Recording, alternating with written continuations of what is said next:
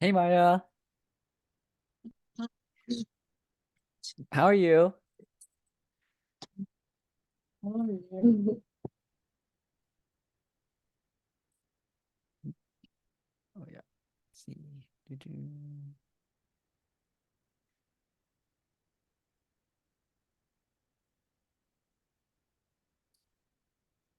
Okay. Yeah. So, is there any question or topic that you want to go over first? today's lecture. Oh, what was that? Sorry, can you hear me? Oh, it's kind of muffled. Oh, sorry. It's okay. It's okay. Oh, can you hear me now? It's like the same kind of sound. Okay, hold on. Uh-huh.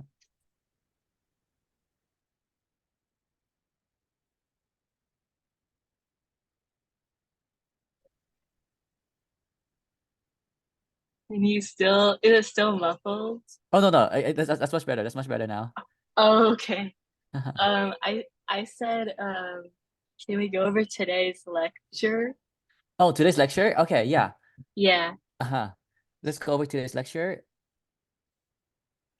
Let me pull that up.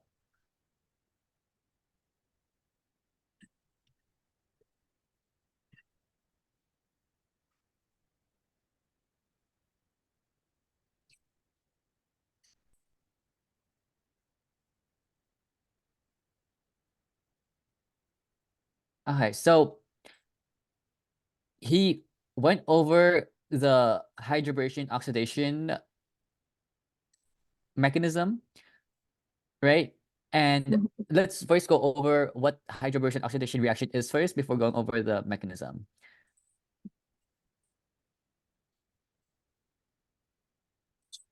Okay, so hydroboration oxidation. So let's say we have some kind of alkene like this right here, and the reagents that you will see for hydroboration oxidation is either going to be BH3 or R2BH with THF or ET2O as the first step. And then the second step, you are going to have NaOH, H2O, and H2O2. So when you see these reagents here, just recognize that you have a hydroboration oxidation reaction where what you are going to add is alcohol on the less substituted carbon. Where you know how this carbon here is the less substituted carbon? Mm-hmm. We are going to have an alcohol right there on that carbon right there. Okay. Right. So here are some more properties of this reaction. The product that you will always get for this reaction is an alcohol. The stereoselectivity of this reaction is going to be syn addition. And we are going to go over what that means when we go over the mechanism. But what that means basically is that the alcohol and hydrogen attaches on the same side. So they both have to be wedges or they both have to be dashes. The regioselectivity of this reaction is anti-Markovnikov,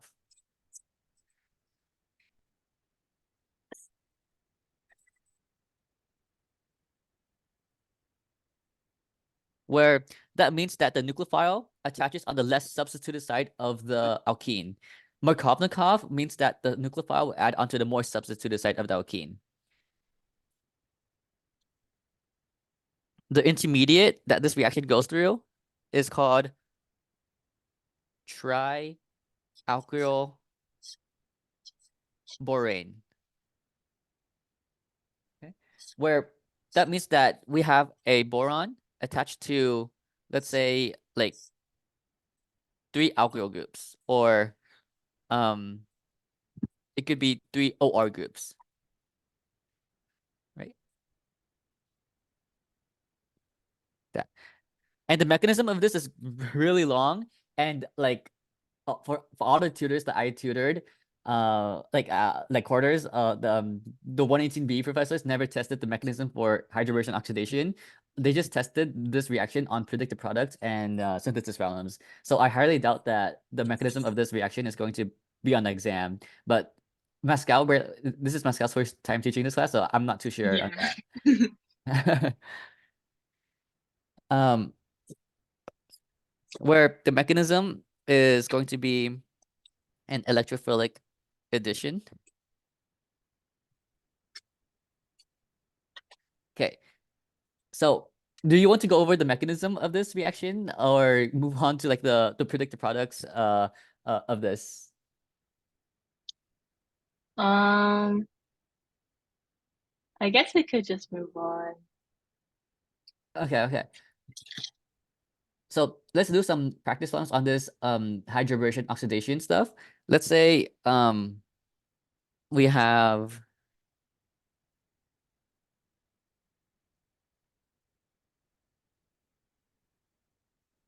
this and we have BH3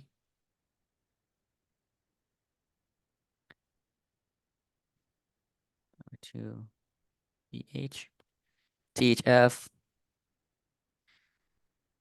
NaOH, water, hydrogen peroxide.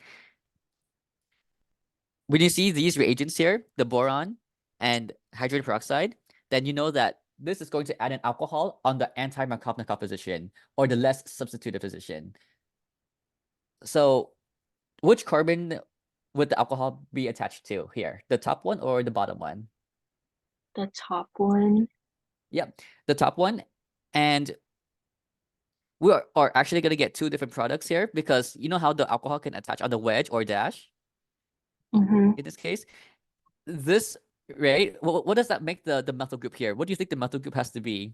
If this reaction is syn addition and the other carbon attaches to hydrogen on the same side of the alcohol. It has to be a wedge. The hydrogen or the methyl? Oh, the hydrogen. Yeah, the hydrogen has to be a wedge, which forces the methyl to be a Yeah. dash. That's right. So you could draw this out as this right here. Alcohol as a wedge and the methyl as a dash, where we know that the hydrogen that's invisible here is a wedge because this is syn addition. Mm-hmm. And we could say the other product of this is if the alcohol is a dash, and that means that the methyl group has to be a wedge. Because we know that on that carbon, this hydrogen here has to be a dash on the same side of the alcohol right there. Okay. Right. And what is this to this here? What is the relationship in stereochemistry? Are they identical enantiomers, diastereomers, meso, or constitutional isomers? Enantiomers. Yeah, they're enantiomers because all of the chiral centers change, right?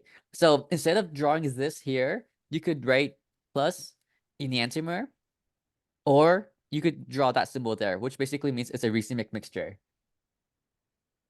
Okay. The only time when you can't do that is, let's say we have a pre-existing chiral center like that, and we put the same reagents for hydroboration oxidation,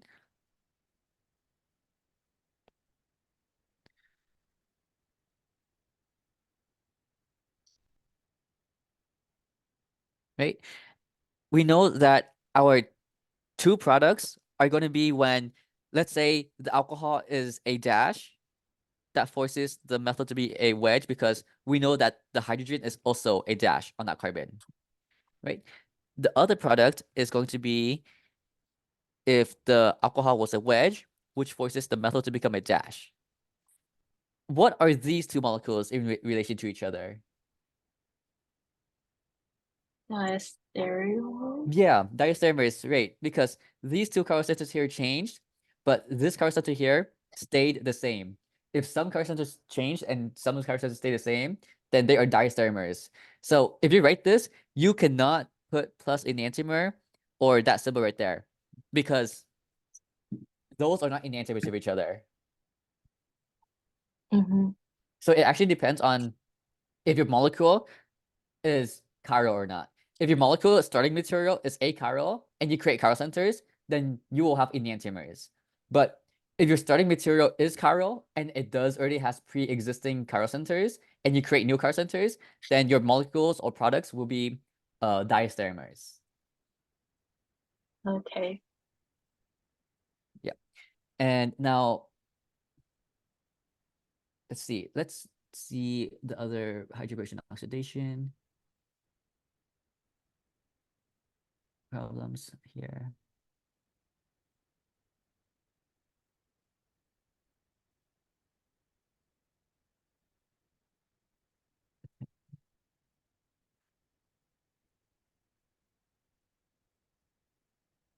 Okay. Let's try this one here.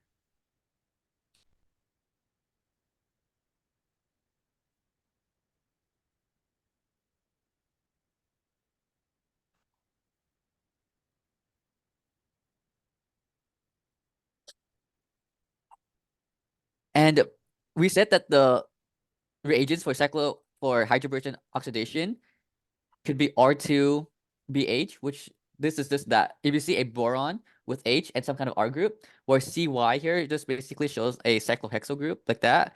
Don't get like tripped up by it. It just means that um it is an R group. This is an R group right here.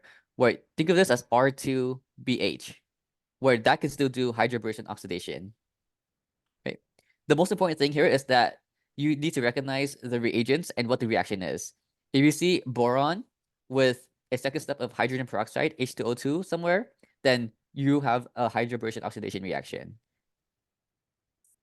Where, what does that mean? What are we adding to the starting material if we have an alkene?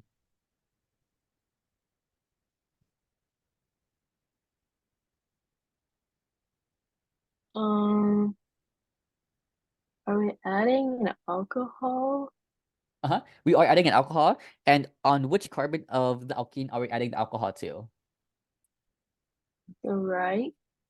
Yeah, the right one, because this hydroboration oxidation reaction is anti-Markovnikov, where the alcohol attaches to the less substituted side of the alkene, like that. Do you know the reason why I did not include stereochemistry here? Like I did not include wedge or dash on that carbon?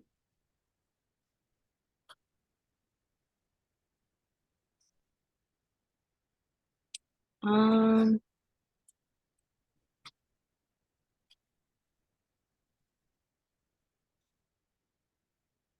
no. Huh? Yeah, it's okay. It's okay. Is this a chiral center or no?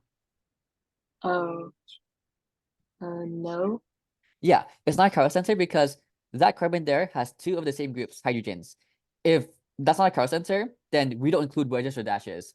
You know how in the previous example, we did have to include wedge or dash because that was a chiral center? Mm-hmm. Yeah, that's when we include wedges and dashes. If that's not a chiral center, then no need to put wedges or dashes. Okay. Yeah. Okay. So that's hydroboration oxidation. Any other questions on that? No. That's good.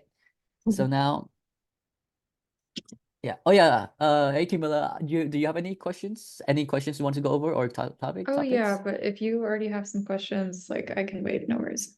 Oh yeah, I think we're just going over like the lecture today, but Oh, you okay, might yeah. your thing might be related to to today's lecture. Your question. Yeah, I just had a question on, I forget the name of the reaction, but it was like when you have a molecule with an alkene and a alcohol with a strong acid and heat, Mm-hmm. Is the like alcohol on the same molecule as the alkene or separate? yes, Oh, it's same the molecule. Molecular. intramolecular. But my question is like, why can't, like you used H2SO4, and why can't the, I guess, HSO4 go for the carbocation instead of the Mm-hmm. alcohol? Do you Mm-hmm. know what I mean? Like, Yeah, yeah, yeah. I'll explain that here.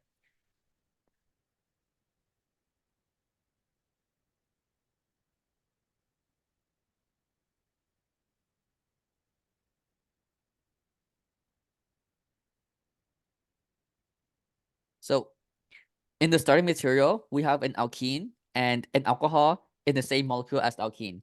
And the reagent is a strong acid and heat. When we have a strong acid, we have to look for the most basic group on the molecule, which is going to be this alkene right here. How do you know what's more basic? So let's see.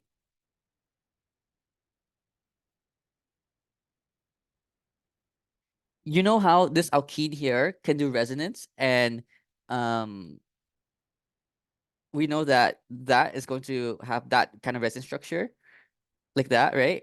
Yeah. This negative charge here is really unstable because it's on a carbon, which is not electronegative as that oxygen right there. Yeah.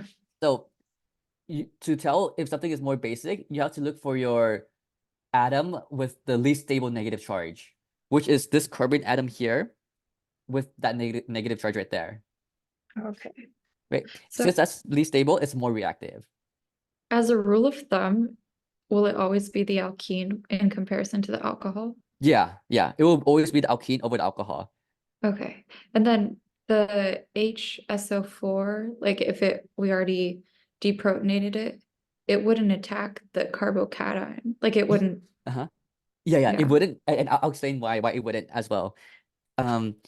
Where which carbon would attack the hydrogen here to form the more stable carbocation? Oh, the right. Yeah, the right one would grab the hydrogen from the H2SO4 to form the more stable tertiary carbocation. And we kicked out this HSO4 minus, right? Which is like this. And I'm going to draw it out like this to explain why this would not attack. Where you see how this oxygen here has a negative charge? Yeah.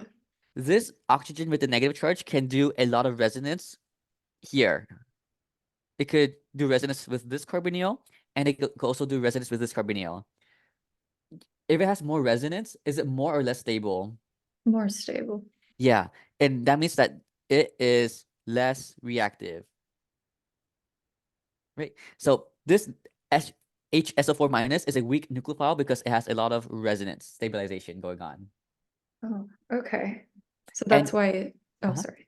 Yeah, that's one of the reasons why that doesn't attack.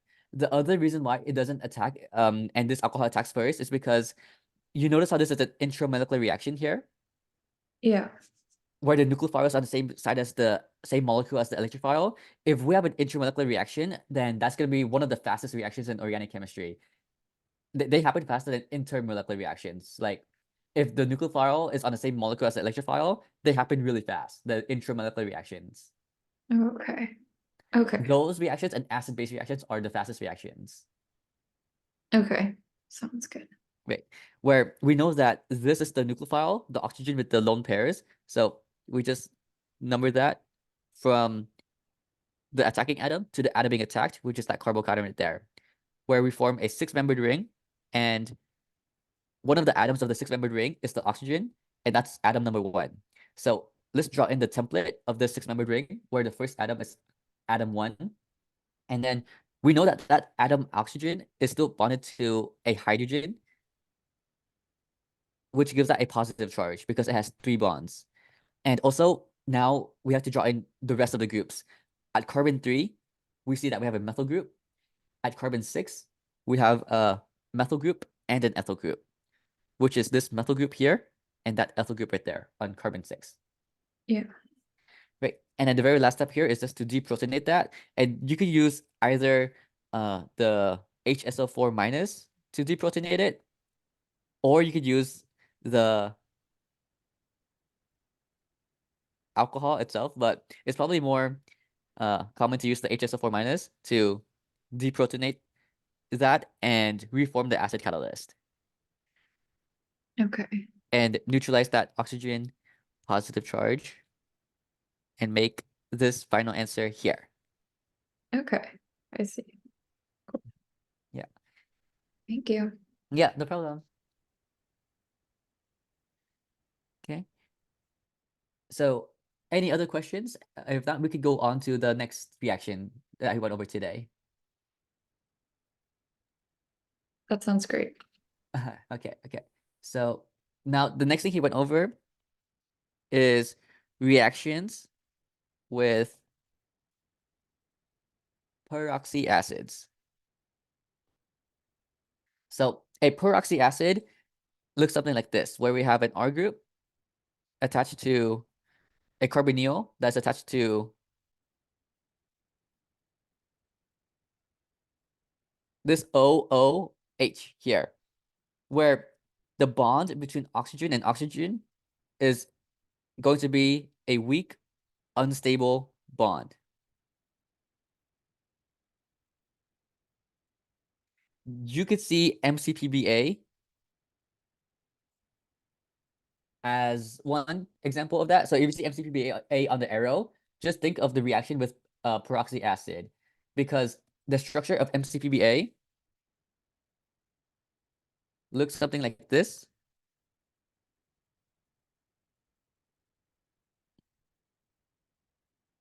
Where we do have a peroxyacid here, because this part here is the peroxyacid, the carbonyl next to the OOH, where we do have that weak, unstable bond.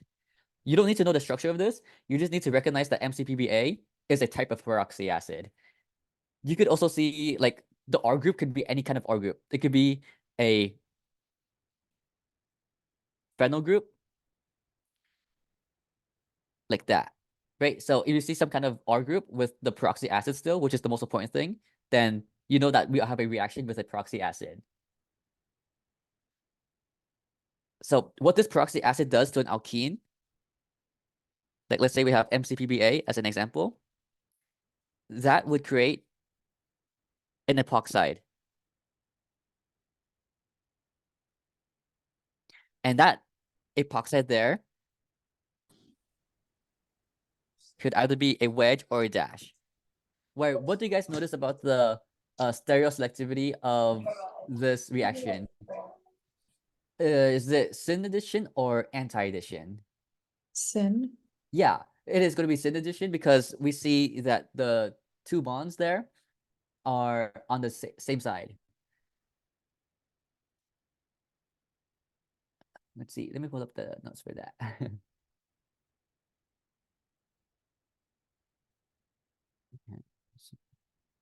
So I could go over the mechanism. Okay, right here. Yep.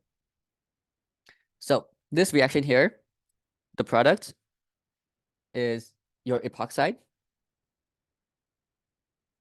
The stereoselectivity we said is in addition, because both bonds of the epoxide are on the same side, both wedge or both dash. Stereoselectivity, syn addition.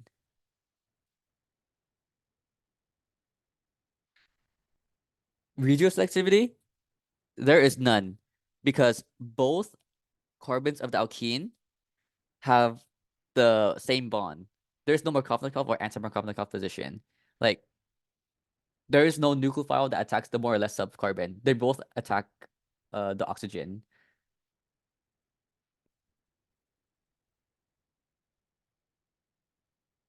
The mechanism is going to be like an electrophilic addition.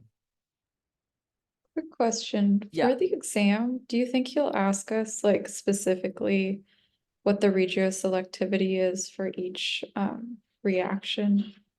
He did like emphasize that in lecture, like throughout the chapter, and also at the very end of the chapter today.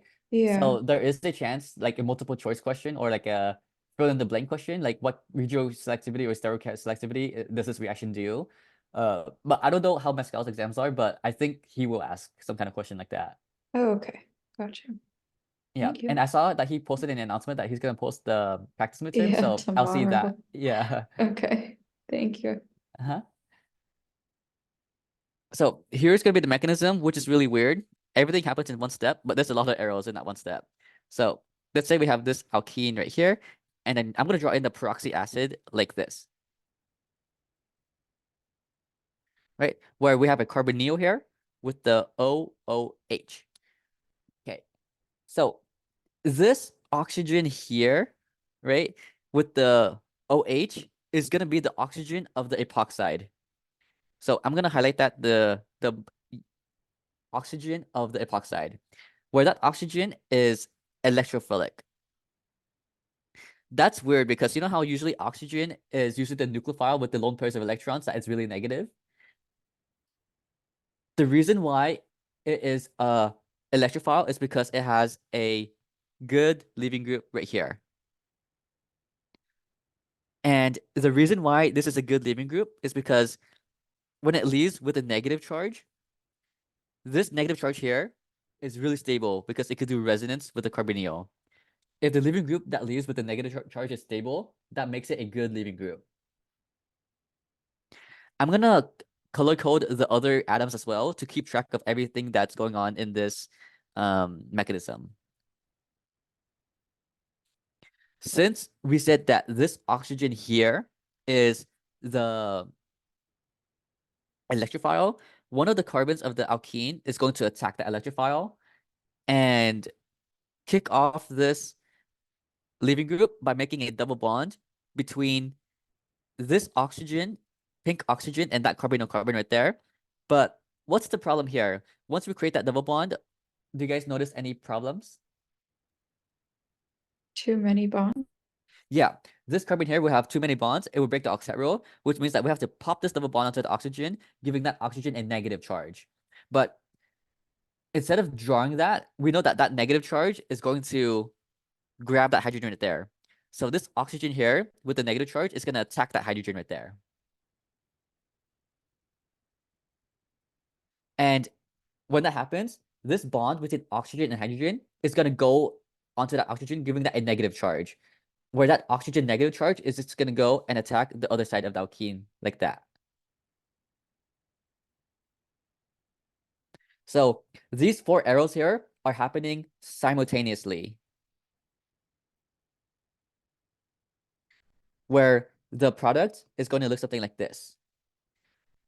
Where this here is forced to attack on the same side, because since it's attacking simultaneously, the addition of these bonds here has to be on the same side. They're locked into the same plane, same face. So they either have to be wedge or dash. Where that oxygen there is the yellow highlighted oxygen. And we also have this product here, OH, where this is the pink oxygen, this is the green oxygen, this is the blue oxygen here. A hydrogen here, I mean, where the green oxygen grabbed the blue hydrogen, which is that new group there. Before, there was no double bond between the pink oxygen and the carbonyl carbon, but now there is a double bond between the pink oxygen and the carbonyl carbon because of this arrow right there. Right? And then this yellow highlighted oxygen is that yellow highlighted oxygen right there, which is attached to the alkene on the same side, which is our epoxide right here.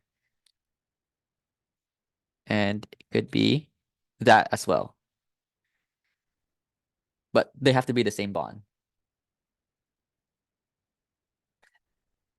Another thing about this reaction is that if you have one equivalent of the peroxide, it will react with the more stable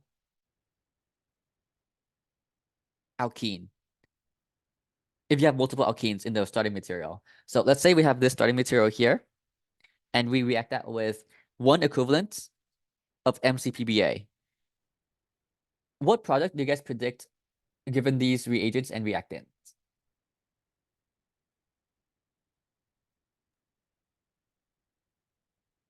An epoxide. I don't know. Yeah, Wait. We have an epoxide because we have peroxyacid, but you know how we have two alkenes here and only one equivalence of MCPBA? We can only convert one of those alkenes into the epoxide, and this is this concept here. The alkene that reacts with the peroxide is the more stable alkene. So from here, we have to determine which one's the more stable alkene. Oh, the disubstitute or geminal. Right. This alkene here, because it is disubstituted, geminal, whereas this alkene here is only monosubstituted. So our answer would be that right there, where only that alkene reacts, the more stable one, because we only have one equivalence of the MCPBA, like that. And it will specifically say like one Yeah, MC. Okay. it will specifically say that. If it doesn't say that, then you assume that's in excess, and then all of the alkenes will react. Okay. Where it's just like H2 PDC. If you have multiple alkenes like that, then you assume that H2 is in excess, and you just react it with all of the alkenes like that. Okay. Thank you. Okay.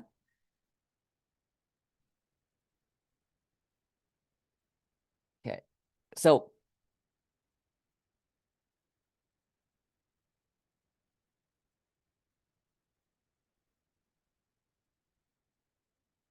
this epoxide here could be used as predictive product, because let's say we have this starting material there, MCPBA as the first step. Second step, we're gonna have, let's say, TBUOK and a TBUOH.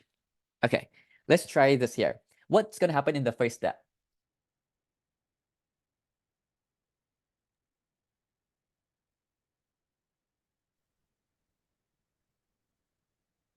It's what the gosh, I forgot, but it like takes the oxygen or something like that. The So alkene. the alkene here takes the oxygen and becomes a Oh my God, sorry. Or double, no. But the first oxygen is the one that's going to be the epoxide, right? of the MCPBA. Yeah. Yeah, so MCPBA, we said it looks something like where is it? Like this right here, right? But they didn't draw out the thing where the thing that becomes the uh epoxide oxygen is that oxygen right there with the OH, Oh, okay. right? But that's not drawn given to us here. So, but we do know that this is a peroxide because it's MCPBA. And what does a peroxide do to an alkene? What does it form? Epoxide. Yeah, epoxide, that's right. So the first thing that forms is an epoxide, and it could be on either side. Let's say it is a dash. It could have been a wedge as well. Why won't these double bonds here react? Even though like these double bonds look more stable than this double bond here. Because it's a ring. Yeah, it's a benzene ring, right? Where if we did react it with these double bonds, it's gonna break the benzene aromatic ring, which is unstable, and we don't want to do that. Okay. Right. Now, this is 118A concept. What is TBUOK? Does that look familiar? Well, Levens, she's been doing it like this. CH3COK. Oh, like a hindered. Yeah, hindered strong base like that. Right. Yeah. And this is in basic conditions. And remember in what epoxide reactions, do basic conditions attack the more or less subside? I don't remember. Yeah. So basic conditions, it will attack the less subside. Conditions attack less subside. Acidic conditions,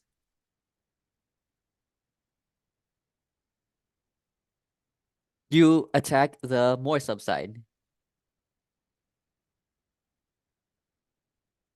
So because we are in basic conditions, and to tell that is that negative charge right there. Negative charges are basic conditions, positive charges are acidic conditions. We are going to attack the less subside, which is that carbon right there, and then break open the epoxide like that. Right. When that happens, we are going to get this right here. And this is going to be a SN2-like reaction where it would invert this dash into a wedge, but because this is not a chiral center, we do not have to include wedge or dash here. This would have to be like a wedge if that was a chiral center, if this was a chiral center though. But since it's not a chiral center, we could just leave it as a flat bond. And then let's just bring in a third step of H3O plus, which is going to protonate and neutralize this O minus to become a neutral, stable alcohol. Like this. Does that make sense? Yeah. Let's do a similar problem to that now. Let's say we have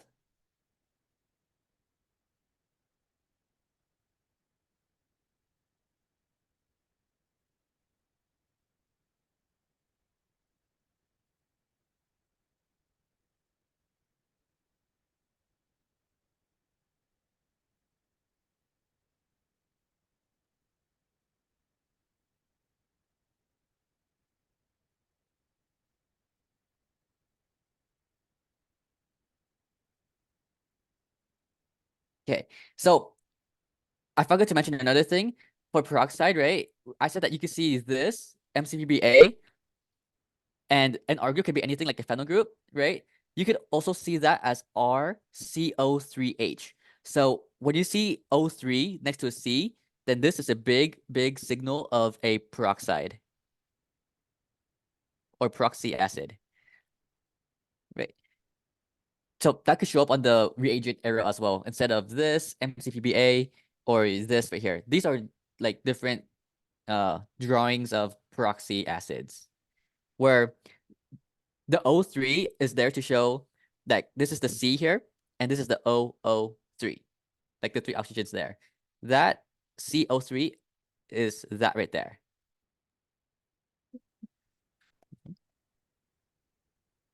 Okay, so how do we do this problem here? What's going to happen? We're gonna make the epoxide Yep, because we have a peroxy acid, peroxide. Or peroxide. Yep. And it could be either or. Let's make it a wedge. If it's a wedge, that forces one of these groups to become a dash. I chose the methyl to become a dash, and that forces this hydrogen to become a dash as well. Now, Yeah. in the second step, what happens next? You break the epoxide Yeah, on we on Mhm. the because it's negative, or I don't know. So are we in acidic or basic conditions given this reagent here?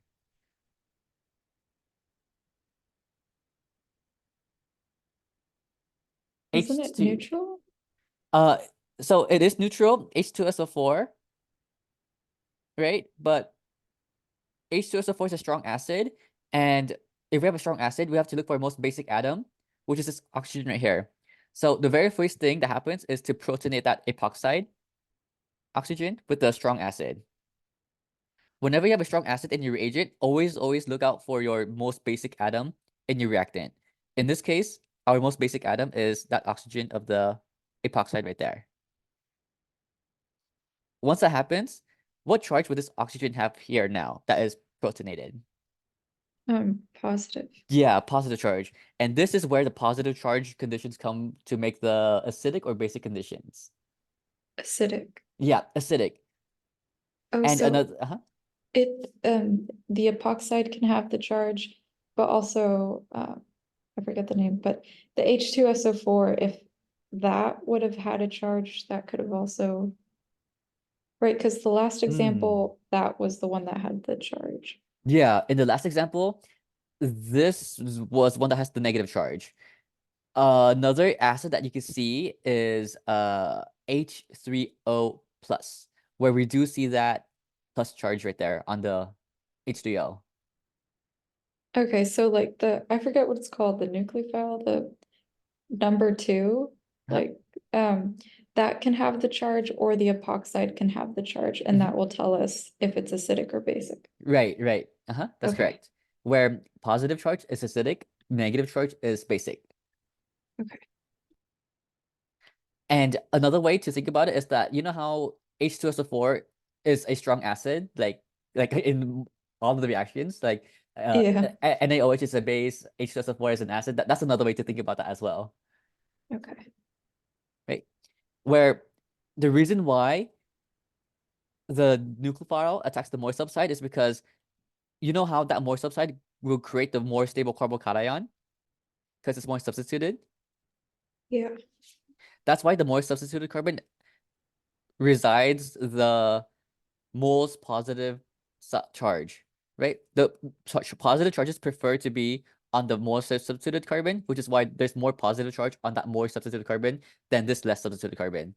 Like that more substituted carbon has a bigger partial positive charge than that less substituted carbon because it's more stable there, Okay. right? So since that's the case, our weak nucleophile ethanol can now come in and attack that carbon and break open that epoxide bond. Yeah. Before, right, this weak nucleophile ethanol was not able to attack that carbon because it is weak and neutral. And this is not a big partial positive charge yet. But once we protonated it, that became a bigger partial positive charge, making this weak nucleophile able to attack now. Okay. Right. Now, think of that as like an SN2 like mechanism where we are going to invert this wedge bond that was broken into a dash bond. And I'm going to invert it like that right there. Well, you know how the atom that attacked that carbon is the oxygen right there? Yeah. That oxygen here is this oxygen right here that made a bond with this carbon here. And that oxygen is bonded to an ethyl group, a hydrogen, and a positive charge now because it has 3 bonds. This forces this dashed methyl to invert into a wedged methyl now. This wedged alcohol group stays as a wedged alcohol group because nothing touches that carbon. It stays unaffected, so it stays as a wedge right there. Okay, so we completely invert the stereochem Of the of atom the that carbon. is reacted with, yes, this Okay. carbon here. This carbon here stays the same because nothing reacted with that carbon. Right? Gotcha. That one stays as a wedge. Now, the last step is to neutralize that positive charge with the conjugate base that we formed.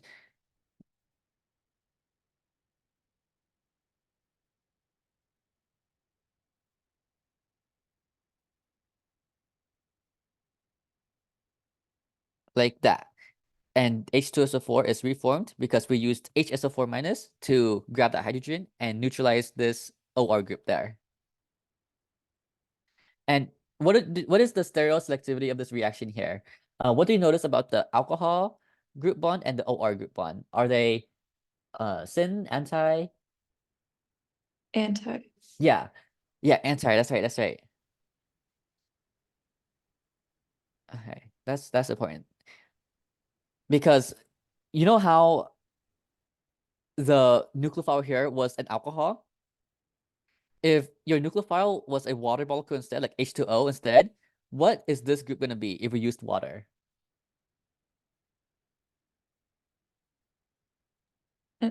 Wait, an alcohol? Yeah, an alcohol, OH, right? Because you know how when, let's say, this water attacks instead, we would have an H here instead of the R group, right? Like that would be an H. And then Yeah. this would be an H as well. Where you know how these two alcohols are anti to each other? That's one way to make anti-alcohols that are adjacent to each other or vicinal to each other. Vicinal, it just means adjacent. But do you know the other reaction that makes alcohols that are vicinal to each other, that are syn to each other, like the same side? That reaction we haven't gone over yet, but are you familiar with that reaction? Oh my gosh, no. I think he probably went over it today in lecture. Yeah, he did, but then is this yeah, you guys just went over it, so like it's okay, we'll go over that now. Okay. Yeah. But does this reaction make sense? Like the peroxyacid reaction here? Yes. Okay, that's good. Where it just makes a epoxide from the double bond, and then that epoxide there can just do 118A epoxide reactions that we did last quarter, Yeah. or whenever you guys take 118A. Okay, now the next thing he went over was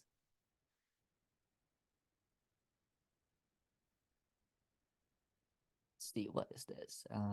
Reactions with carbenes. Okay, there's 3 different reactions for these.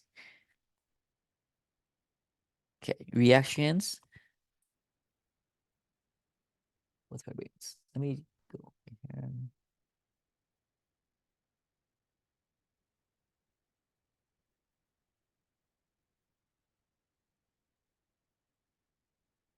right here.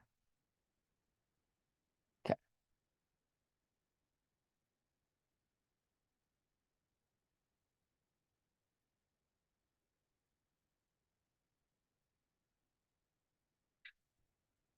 So what a carbene is a carbon with two random groups and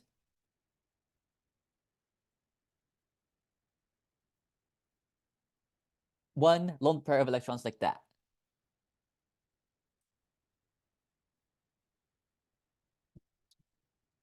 Where how many electrons does this carbene have right here? A lone pair? Or do you mean with the bonds? Yeah, with the bonds as well. Like all of the bonds and lone pairs combined, how many electrons does it have? 4. 1, 2, 3, 4. Yes, it does. Where you know how when we calculate formal charge, we subtract it from the amount of electrons it prefers to have based on its column. Since carbon is on column 4, it prefers to have 4 electrons to itself. And it has 4 electrons by itself here. So that's why this is neutral. But this carbon here, you know, it has 6 electrons total because it's sharing it with that right there. That Yeah. that doesn't fulfill the octet rule, right? So that's kind of weird. This is the first time we're seeing where the carbon has 6 electrons and no charge at all. Because you know how usually when we see like that carbon there with only 3 bonds, it has a positive charge, Yeah. right? The reason why this has a positive charge is because this carbon here only has 1, 2, 3 bonds to itself, which when we subtract that from 4, we get +1. But in this case here, this carbon here has 1, 2, 3, 4 electrons to itself because of that lone pair right there, which is why that carbon there is neutral, even though it only has 6 electrons, just like this carbon here with just 6 electrons. It's missing 2 electrons.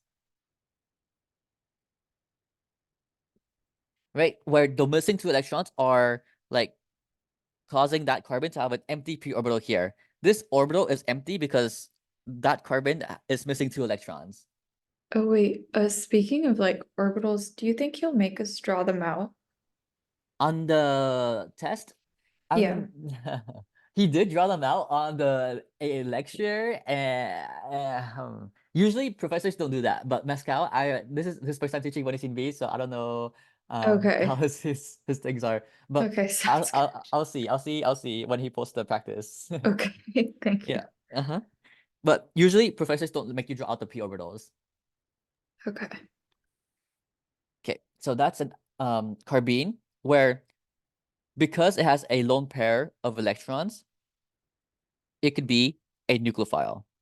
And because it has an empty p orbital, it could be an electrophile. So this carbene here is both a nucleophile and an electrophile at the same time.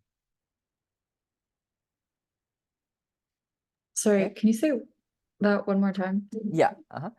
A carbene is a nucleophile and an electrophile. Okay. The reason why it's a nucleophile is because of the lone pair right there Yeah. that can attack an electrophile. And the reason why this carbene is an electrophile is because of this empty p orbital here that is missing electrons and wants to be attacked to gain Okay. electrons. Gotcha. So that's weird. But that's going to be the important theme for these 3 reactions that we're going to go over now. Where the first one is going to be preparation.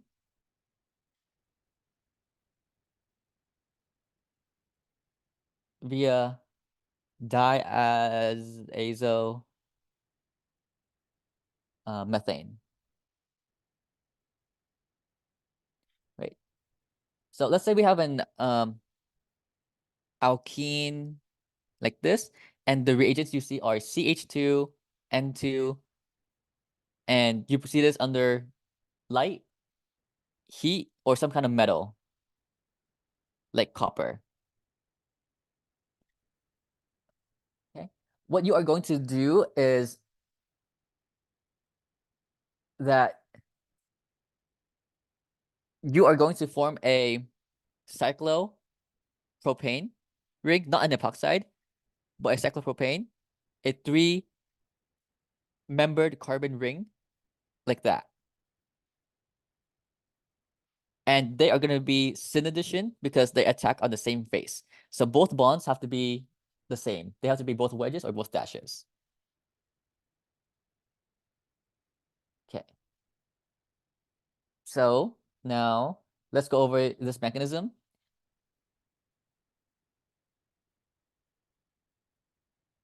The CH2 N2 looks something like this.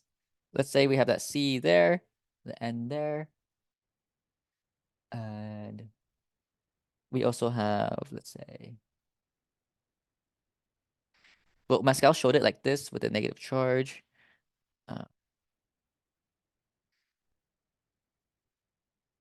And this nitrogen with a positive charge like that.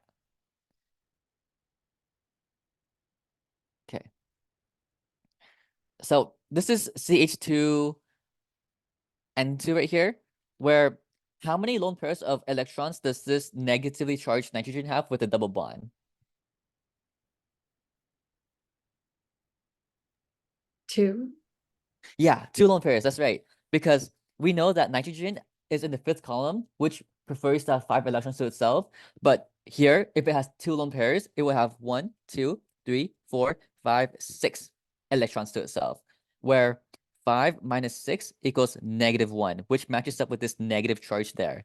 So that nitrogen there has 2 lone pairs of electrons, where we could do resonance by moving one of those lone pairs to make a triple bond between those 2 nitrogens, and then moving this double bond onto that carbon right there. When I draw out that resonance structure, it looks like this.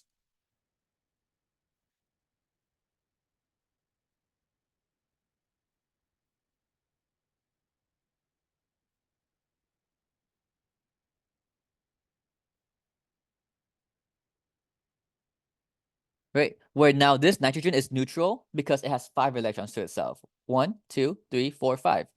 This nitrogen here stays positive because it still has 4 electrons to itself. 1, 2, 3, 4. Since this carbon here gained a lone pair of electrons, it becomes a negative charge because it has 1, 2, 3, 4, 5 electrons to itself, but it only wants 4. 4 minus 5 is -1. Right? Where now you notice how we have an N2 here with the triple bond. This right here is the best leaving group you could have in OChem, the N2 gas. It's going to leave as N2 gas, right? So this is just going to leave by itself because think of it as a really, really good leaving group. And SN1 and E1 reactions, it just leaves by itself, right? When that happens, what did we just form here? What is this thing called? A carbon with 2 bonds and a lone pair. I don't know what it's called, but it just has a negative charge. So in this case here, it has no negative charge because how many electrons does it have to itself? Oh, 4. Yeah, 4. 1, 2, 3, 4. You know how this is a weird one because in total, in counting everything, it has 2, 4, 6 electrons. Yeah. That's a carbene, right? Because you know how when we went over carbenes, it's a carbon with only 1 lone pair and 2 bonds to some random group. Yeah. Right? That's the weird one because it has an empty p orbital and a lone pair here. Yeah. Right? So now let's now bring in the alkene, where you know how this carbon here has an empty p orbital because it's missing 2 electrons. Just imagine that empty p orbital wanting electrons as an electrophile. The alkene here has electrons that can donate and attack that carbene right there. But when that happens, right, let's say this carbon attacked that carbon right there. What happens to the charge of this carbon here if it loses a bond? It becomes positive. Yeah, it's less positive, right? Where this lone pair of electrons can attack that positive charge right there. And when that happens, we get this. Wait, they do this on the same side because this is happening simultaneously. So let's say they are wedges like that. And I'm going to highlight this carbon here, that carbon, which is that carbon right there. Right? Let me just write that out explicitly so it makes more sense. That yellow highlighted carbon is this yellow highlighted carbon right there, where the 2 hydrogens I left out as invisible. Okay. Where does that make sense though? Like how the alkene attacks the carbon and the carbon attacks the alkene at the same time, because we said that carbenes are both nucleophilic and electrophilic. Yeah. Right. Okay. Yeah. So that's the cyclopropane synthesis, how you can make it with diazomethane.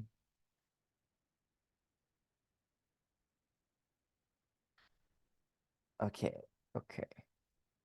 Or not diazomethane, but this CH2N2 here. The yeah. Okay. The other thing, right, is Simmons-Smith reaction.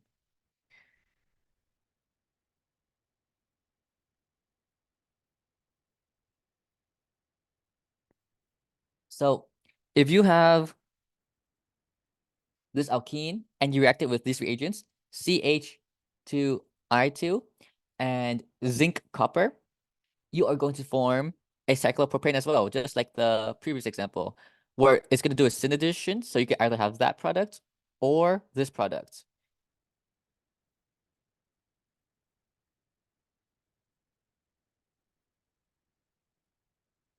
Okay. So CH2I2. Right.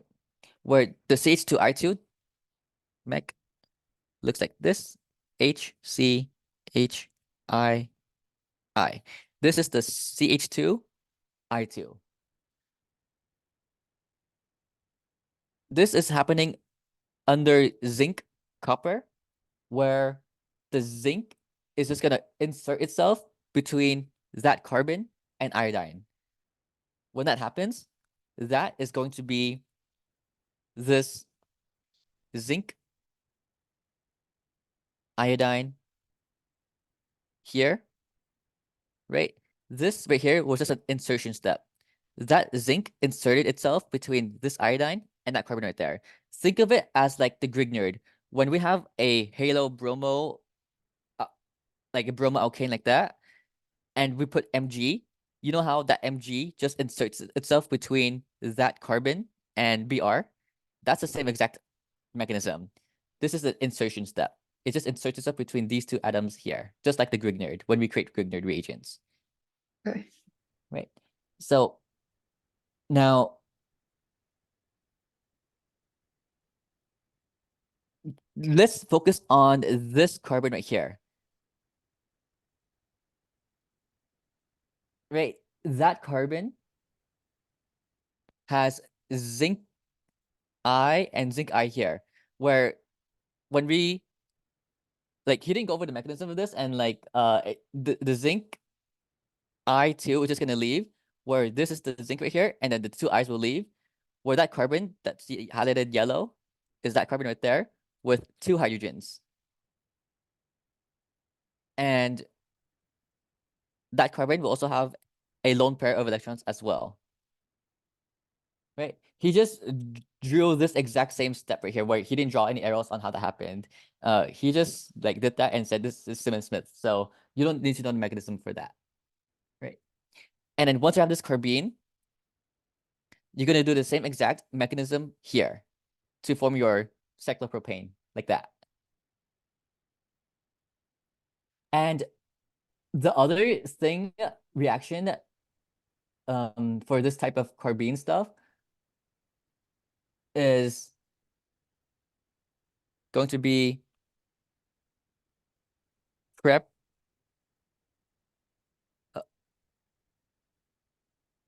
of cyclopropane via a halogenated carbene. So this is the last one. So let's say we have this alkene right here, and the reagents we see are CH, Cl3 under basic conditions like NaOH or KOH. This is going to form this cyclopropane with two chlorines on top of that top carbon right there. So here's the mechanism. The CHCl3 looks like this, where this hydrogen here is really acidic because we have 3 electronegative atom chlorines withdrawing electrons from that carbon, making that carbon really partial positive, which pulls electrons from that hydrogen, and that makes that hydrogen really positive as well. So that makes this hydroxide ion that we have in the solution really attracted to that acidic positive hydrogen and grabs that hydrogen right there. And then this bond here goes onto that carbon right there, forming this negatively charged carbon with 3 chlorines right there. Since this is really negative charge and unstable, one of the chlorines is just going to leave by itself. And that can happen because that chlorine is a really good leaving group. When that happens, we will have that chlorine, that carbon here, still attached to 2 chlorines and 1 lone pair. Where you notice how this is a carbene-like molecule because that carbon is neutral with 1 lone pair and 2 bonds to like random groups right there. That is just going to do the same exact mechanism where the alkene attacks the empty p orbital of the carbene, and then that lone pair attacks the other side of the alkene, giving you these products here, where this carbon here is that carbon right there that is still attached to the 2 chlorines there.